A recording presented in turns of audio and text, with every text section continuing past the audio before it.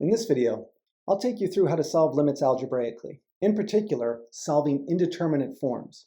Indeterminate forms are those answers you get when you're really not sure what it is you're looking at, such as 0 over 0, which you're not sure is that 0, is it 1, is it infinity, or is it something in between? Same thing with infinity over infinity and infinity minus infinity. We'll also take a look at the idea of infinite limits when we're approaching infinity and when some of the values we're approaching actually equals plus or minus infinity. All right, here's our first two examples. Now, the first thing you should always be doing with limit problems is substitute. And the idea here is we're really looking at continuous functions. And if a function's continuous, that means we can find the limit just by substituting the values in. And it doesn't matter that we're separated by plus and minus signs, because there's some basic limit rules that lets us break apart limits by addition and subtraction. And even when we're multiplying by values such as 3 or 5, we can just pull that outside the limit and multiply. Basically, we just substitute in.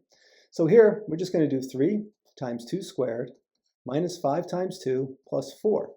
So we'll end up getting 12 minus 10 plus 4. So we just end up with 6. And if we were to graph this and look from the left and the right, we'll see it's approaching a value of 6. Very simple. Now, the example on the right, you'll notice we're dividing by x squared minus 2, so this isn't continuous everywhere. But at 3, that's not affected by the discontinuity from our denominator, so we are allowed to just go ahead and substitute in. So we are simply going to put in 3 to the third power minus 5 times 3 plus 4 all over 3 squared minus 2. So we end up with 27 minus 15 plus 4 all over. We'll end up 9 minus 2, which is 7. And in our numerator, we should end up with 16 over 7. And that's fine. It does not have to be a whole number. There's nothing wrong with rational numbers. Next type of example you should have seen from graphing examples is looking at piecewise functions. And in piecewise functions, you're simply going to be looking at the limit from the left. So the limit as f of x approaches our value. In this case, it's going to be 0, but we'll just say a from the left. And we need that to equal our limit from the right. And again, since we're looking at continuous functions or functions that are continuous everywhere, we can simply substitute in the value we're looking at. In this case, it's 0. So from the left, we can see we're just going to substitute in 0 squared plus 2 times the cosine of 0 plus 1. So we end up with 0 plus 2, and we do need to know our trig value, so cosine of 0 is 1. You can always get a refresher on that. So our answer from the left is simply 3. And then when we look at our limit from the right, again, we're simply going to substitute in 0 in, e to the x minus 4 becomes e to the 0 minus 4. E to the 0 is 1. Anything to the 0 power is 1. And we end up with negative 3. So we have positive 3 and negative 3, not the same. So we can say our limit, make that a t, does not exist. We simply put d and e. All right, our next example. This is the one you've really been waiting for. Notice when we substitute in 3, we're going to have 3 squared minus 9 over 3 minus 3. So we're going to end up with 9 minus 9, which is 0 over 0. This is our indeterminate form. Now, you may recognize this function from Algebra 2 or pre-calculus. It's a rational function. And when this happened, it meant there was a hole or a removable discontinuity. So what we're going to do is really the same strategy as we are going to factor. And this will happen a lot with polynomials, and I would expect when you see things with 0 over 0 and polynomials, you're going to end up factoring. So you have to brush up on your factoring. So x squared minus 9 factors simply to x plus 3 times x minus 3. Difference of squares, making those conjugate pairs, plus and minus, all over x minus 3. So you'll notice we have x minus 3 in our denominator and our numerator. They factor out. So this leads us to really just finding the limit of our function is going to be x plus 3 as x approaches 3. And we can substitute in for that. So we can just say 3 plus 3. So our limit is 6. But realize there is a hole, which we also call a removable discontinuity. I'll abbreviate removable discontinuity at x equals 3. So we know a little bit more about about the graph as well. Next up, very common, is seeing square roots. But again, we can still substitute in. That's the first thing we always want to check. So we're going to substitute in 0, and we have 0 plus 2 and the square root minus root 2 all over 0, which again is 0 over 0. So when you see radicals, you're going to think about rationalizing. So we're just going to write rationalize for now. But in particular, when you have a radical with a plus or minus, and it could be a number, not necessarily another radical, you are going to use the conjugate pair strategy. So conjugate pairs are going to remove those radicals, in this case both of them, sometimes just one, and it's going to allow you to simplify and cancel, because again, we're getting a 0 in the numerator and denominator. So let's do the algebra here. So x plus 2 in our square root minus root 2 over x. And our conjugate pair, we basically write down the same thing, root x plus 2 and root 2, but we're going to have plus instead of minus. And if we do it to the numerator, the top, we're going to do the exact same thing to the denominator, our bottom. So what we're really doing is we're just multiplying by 1, so we're not changing any values. But this is going to make it easier for us. This leads us to our denominator answer. We do not want to simplify. We want to keep it as multiplication. We want to keep it factored because we're expecting something to cancel. Now our numerator, we should know the trick for multiplying by conjugate pairs. Your first term that you multiply is going to be that term squared. So we lose our square root. And then it's the difference, so we'll always subtract. Our second term is going to be squared. What's root 2 times root 2, or root 2 squared, is simply 2. So this will simplify to just x in the numerator. So we'll have x in the numerator all over. And again, our denominator, we are not going to distribute or simplify. We want to keep it factored, minus root 2. So you'll notice right away, we can cancel those x's. We're left with 1. Now we can substitute our 0 value because we've taken care of that 0 that we ended up with. So this leads us to simply 1 over root 0 plus 2 plus root 2, which is root 2 plus root 2, or 1 over 2 root 2. So rationalizing with radicals and we're going to use conjugate pairs. Next up is an example of more of an application of limits. This is something we'll take a closer look at when we define the derivative. We'll be looking at slope at a point. But in this case, let's go ahead and take a look. We're describing velocity using limits. So we're saying the change in distance, that's what our f function is here.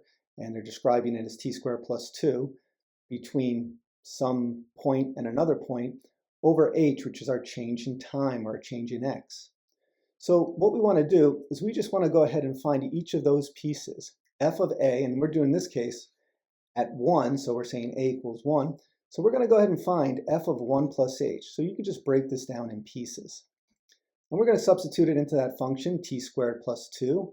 So 1 plus h squared plus 2, that's what's describing our position.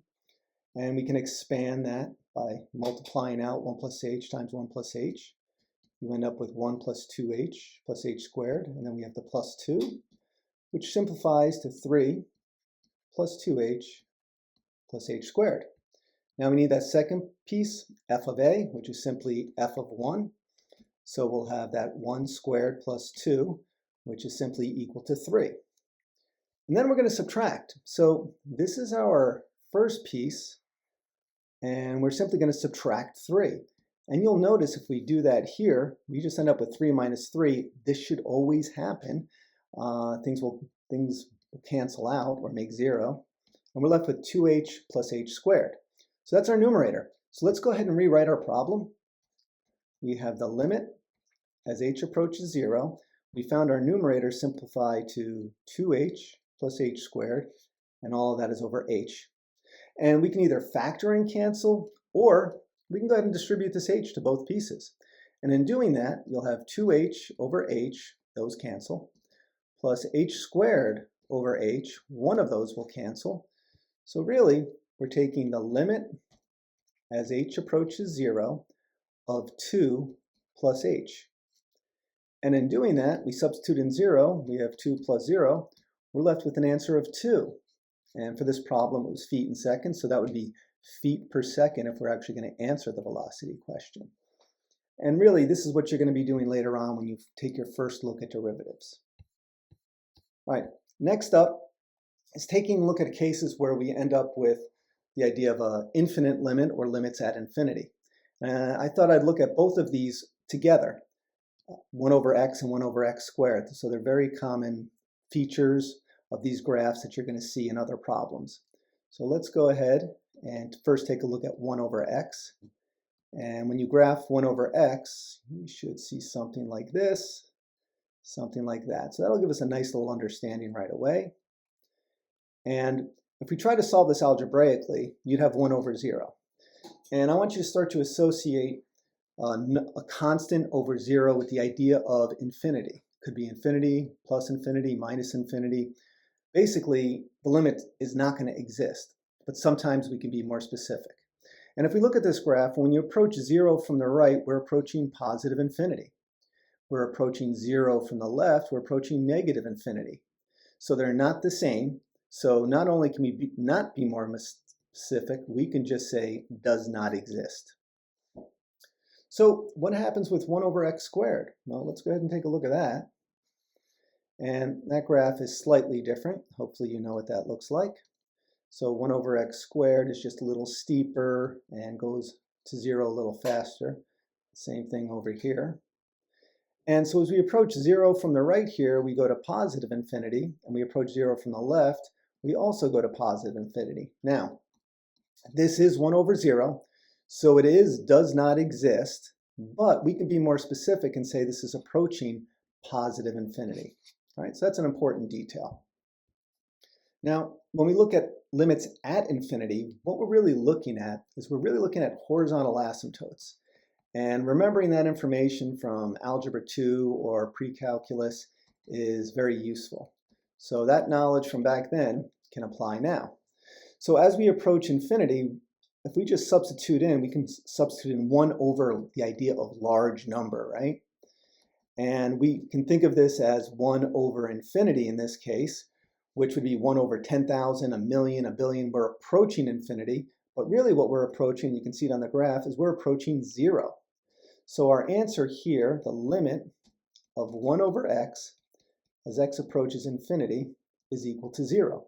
Now this is a big deal because from here on in, when you see a constant over a variable polynomial function, you know, it could be a linear function, a quadratic function, we're going to be associating that with approaching 0. So there's our answer.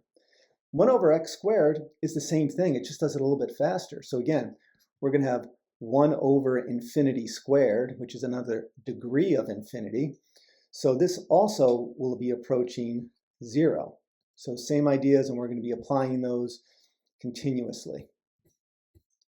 Let's take a look when we see 2 pieces. When we see 2 pieces at infinity, our strategies really don't change.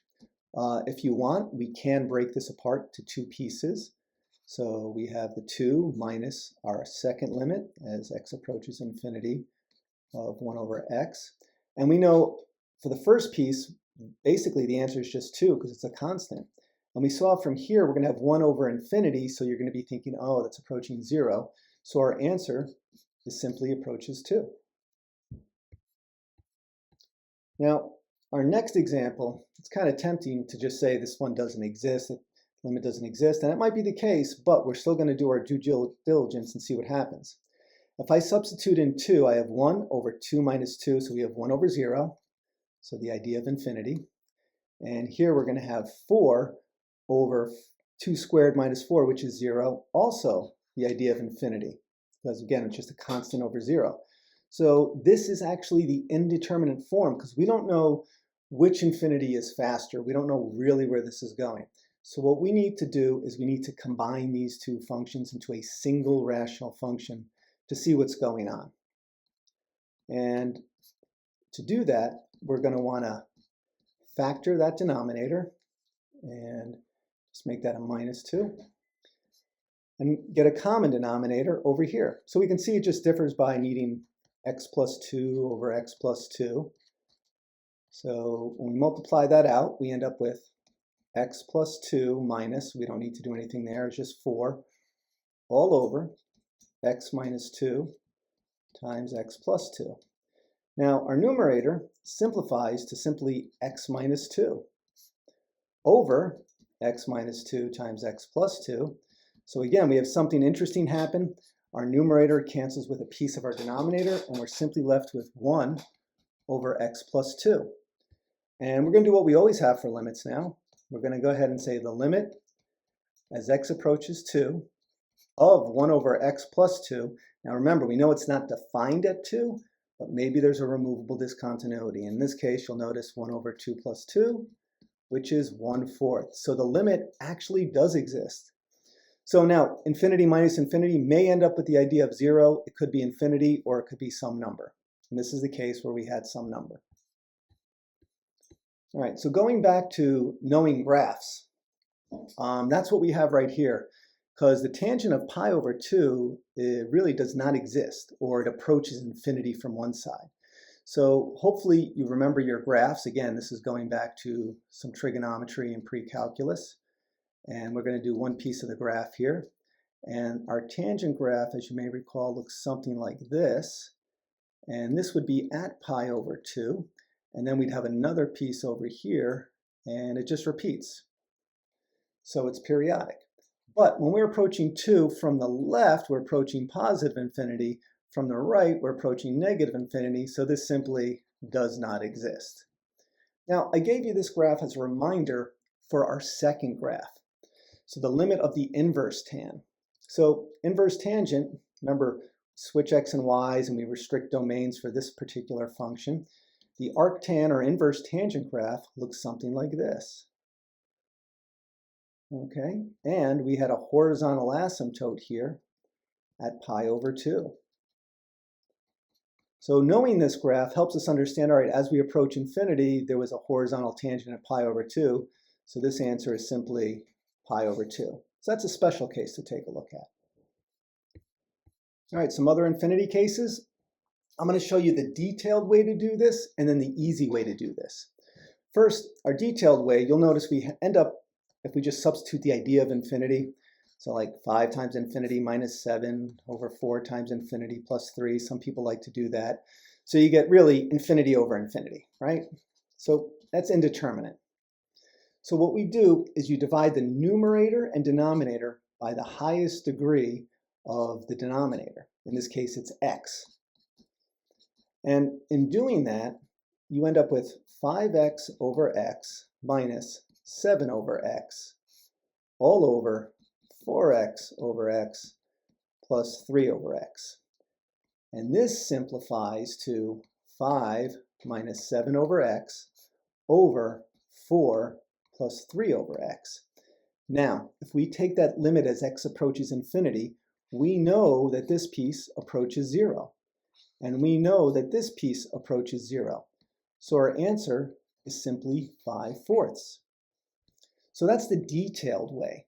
You may remember from, again, Algebra 2 or pre-calculus, when they're the same degree, you look at the lead coefficients of those highest degrees. So 5x and 4x, and we can ignore the rest, and 5x over 4x simplifies to simply 5 over 4. This will work. But if your teacher or whoever wants to see more work, that's the detailed work next door. Next example, same idea. If we were to just go ahead and use our little cheat, we'd be looking at the idea of negative 7x to the third over 4x squared. And when we simplify that, we get negative 7x over 4. And if you plug in infinity, this one's just going to go to infinity. And if you may remember from, again, referencing Algebra 2 a lot in pre-calculus, that negative 7x cubed over 4x squared, so the higher degree will always go to infinity. If we do our work, we would divide the denominator by x squared, divide our numerator by x squared. You end up with x over x squared minus 7x cubed over x squared all over 4x squared over x squared plus 3 over x squared. Now, when we simplify this, this becomes 1 over x minus 7x over 4 plus 3 over x squared. And again, using what we learned earlier, we know as x goes to infinity, this will go to 0. This will also go to 0, so we're left with 7x over 4. And when you plug in the idea of infinity, we have infinity, which means the limit does not exist. But again, we could be more specific using infinity. Now our next case. Again, we can use our quick cheat, which is just looking at 2x, and then really the square root of x squared. And we're going towards positive infinity. So square root of x squared, I do want you to remember, is absolute value of x, which is our v graph. So when we go to positive infinity, it really behaves like x. And if you were to go to a negative infinity, we use negative x. So this is going to be 2x over x, which is simply 2. But again, let's go ahead and do our work. We're going to have 2x minus 7, and we're going to divide that by root x squared all over root x squared plus 3 divided by root x squared. And again, root x squared, as we go to positive infinity, behaves like x. So we're going to end up with 2x really divided by x minus 7 over x all over. Now we can put this inside of our square root, and this would be x squared over x squared plus 3 over x squared, which simplifies to 2 minus 7 over x over square root of 1 plus 3 over x squared. And again, as x approaches infinity, this goes to 0, this goes to 0, so we're left with 2 over root 1, which is simply 2 over 1, which is simply 2. So I hope all those techniques helped. Again, you can go back, take a look at them, and hopefully apply them. I'll have a practice quiz for you to try that all out on.